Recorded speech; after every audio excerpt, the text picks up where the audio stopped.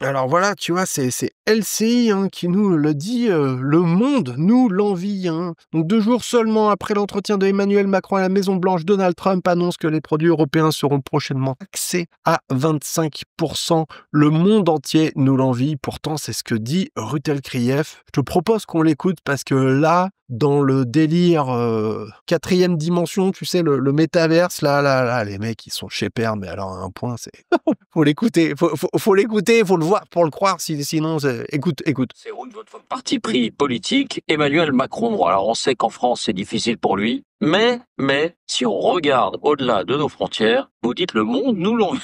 Bah, c'est sûr que depuis la dissolution, Emmanuel Macron traverse un trou d'air durable dans l'opinion française. Depuis quelques jours, il a un petit ballon d'oxygène et effectivement, les dirigeants étrangers ou en tout cas la presse étrangère recommencent à nous l'envier. Je n'exagère pas. Regardez cette prestation, évidemment à Washington, vous en avez longuement parlé David. Immédiatement après, c'est une vidéo de la Maison Blanche, un peu message spécial de Donald Trump à Emmanuel Macron. Regardez quelques extraits, c'est tout sourire que les deux hommes, que la Maison Blanche, on va voir les images, montre la bonne entente des deux hommes. On va l'écouter également. Regarde. Bref, bon, t'as compris, voilà, ils sont en mode « Ah, c'est génial, avec la France, plus vieille alliée des États-Unis, tout ça, machin, c'est merveilleux, on est ensemble, on est copains, on se tape sur la cuisse. » La presse qui est là, qui ne tarit pas d'éloges, « Ah là là, mais il est formidable, avec ses poignées de main fermes et son charme et tout. » Résultat, 2 jours après, bloom.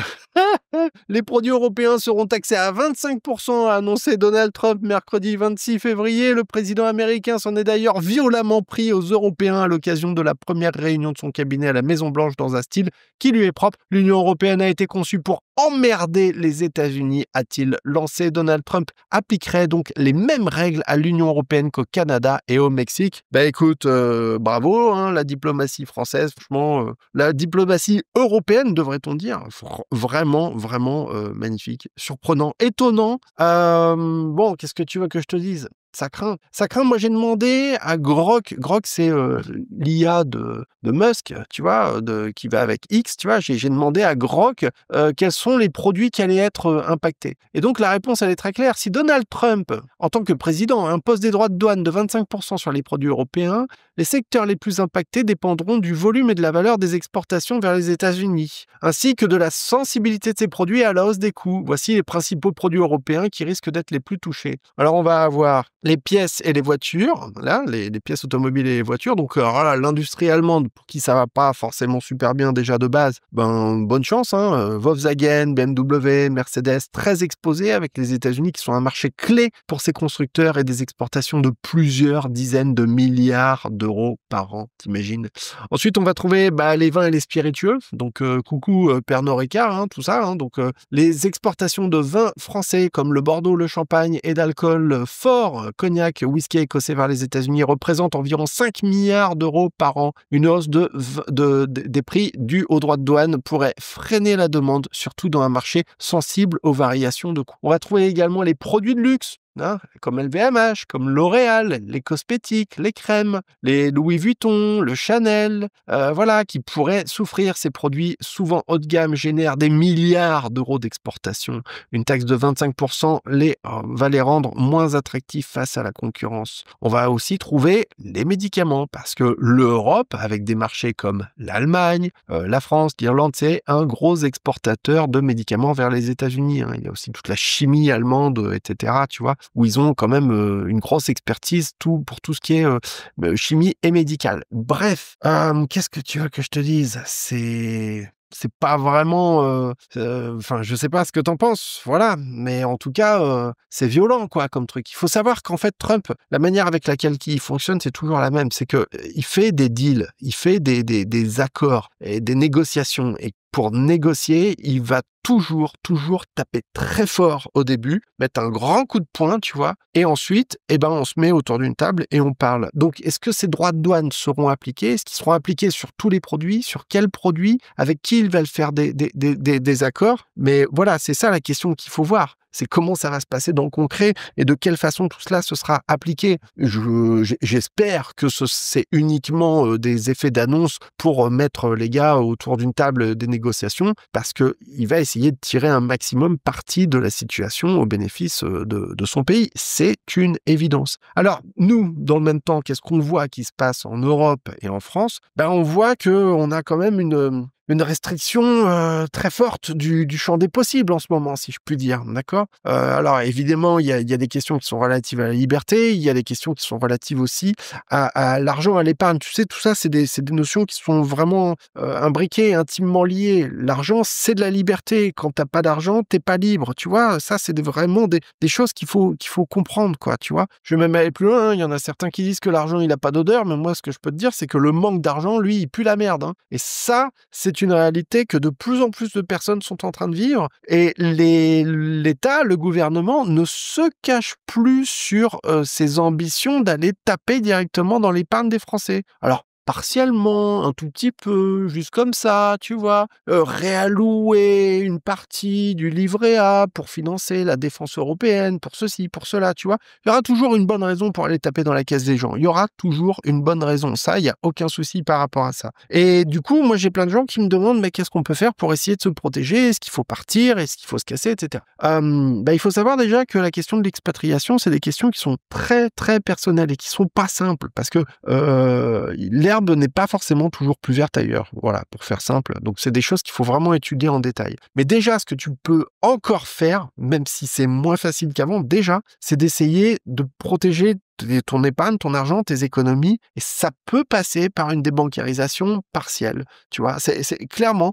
Et se débancariser, attention, ça ne veut pas dire vider les comptes en banque et fermer ses comptes en banque, ça n'est pas ça, j'insiste vraiment là-dessus, parce que si tu crois que c'est ça, tu te fourres le doigt dans l'œil, et c'est une approche qui est pas bonne, qui est dangereuse, et qui en plus va pas te permettre de t'enrichir. Il y a d'autres manières de faire qui sont efficaces, qui ont fait leurs preuves. Je t'ai préparé une mini formation en dessous de cette vidéo, dans le premier commentaire. Tu peux cliquer et tu vas pouvoir la suivre, cette mini formation. Et puis surtout, ça va te permettre de faire le point un peu sur cette question de la débancarisation, de voir si c'est un truc pour lequel tu devrais aller plus loin, tu vois, et vraiment te mettre en action, ou si pour toi, si tu penses que c'est un truc qui te concerne pas. Mais sois lucide, arrête de faire l'autruche. Il y a plein de gens qui se disent ouais, moi je m'en fous, parce que tout ça, c'est ce qu'on dit à la télé, dans les médias, mais tant que ça me concerne pas dans mon petit quotidien, tant que j'ai toujours ma petite télé, mon petit Netflix, mon petit Uber Eats ou Deliveroo qui vient me livrer de la bouffe à la maison, etc.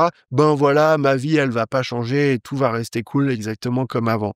Arrêtez.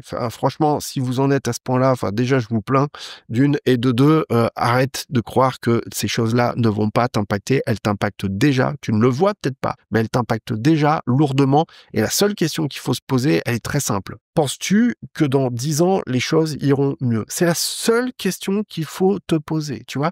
On prend tout comme c'est en train de se passer là actuellement, tu vois, et on pousse les paramètres, on les augmente pour aller, dans 10 ans, qu'est-ce que ça va donner? En termes économiques, en termes d'emploi, en termes de qualité de vie. Moi, je pense que, comme dirait le philosophe, la question, elle est vite répondue, à vous de voir, mais en tout cas, protège-toi. Protège-toi, parce que ils n'hésiteront pas à taper dans la caisse des gens à un moment donné, c'est une certitude. Aujourd'hui, c'est une question de temps, parce que c'est annoncé, c'est clair, c'est dit, c'est expliqué, c'est une question de temps. Et quant à la guerre commerciale qui est en train de s'engager entre les États-Unis et le reste du monde, notamment l'Europe, tu te doutes bien qu'il va y avoir des annonces pour expliquer, oui, si les États-Unis appliquent des droits de douane de 25%, il y aura une réciprocité, etc. Nanana. À ton avis, qui c'est qui va tenir le choc le plus longtemps entre l'Union européenne et les États-Unis? Qui c'est qui est en meilleure forme pour pouvoir encaisser ce genre de fight, quoi, tu vois, ce genre de guerre, ce genre de conflit économique? Qui c'est qui est le plus en mesure d'encaisser ça? Qui c'est qui peut réussir à s'en sortir aujourd'hui? Voilà,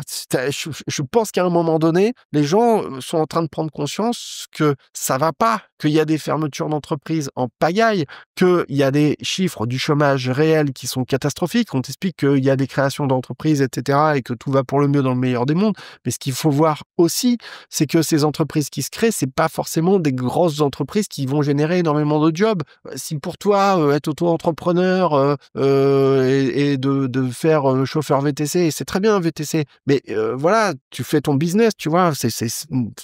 Oui, techniquement, tu as créé une entreprise, mais c'est pas comme si tu avais créé 150 emplois, quoi. Tu vois, et encore une fois, c'est avec tout le respect et l'amitié que j'ai pour les VTC, quoi. Tu comprends ce que je veux dire? C'est un exemple, hein, tu vois. Mais mettre des gens en auto-entrepreneur ou en micro-entreprise ou en société ou même en toute petite SASU, etc., en faisant croire que c'est génial parce que l'entreprise aujourd'hui, c'est en train d'exploser en France. Enfin, en tout cas, j'aimerais que tu me dises ce que tu en penses de tout ça. Les commentaires, ils sont ouverts. Partage ton avis, partage cette vidéo, dis-moi ce que tu en penses. Pense à lâcher le petit pouce si tu en as envie et arrête de faire l'autruche. Renseigne-toi sur la débancarisation. C'est peut-être un sujet que tu devrais envisager, surtout si tu as un petit peu d'économie, surtout si tu n'as pas envie de te faire déglinguer.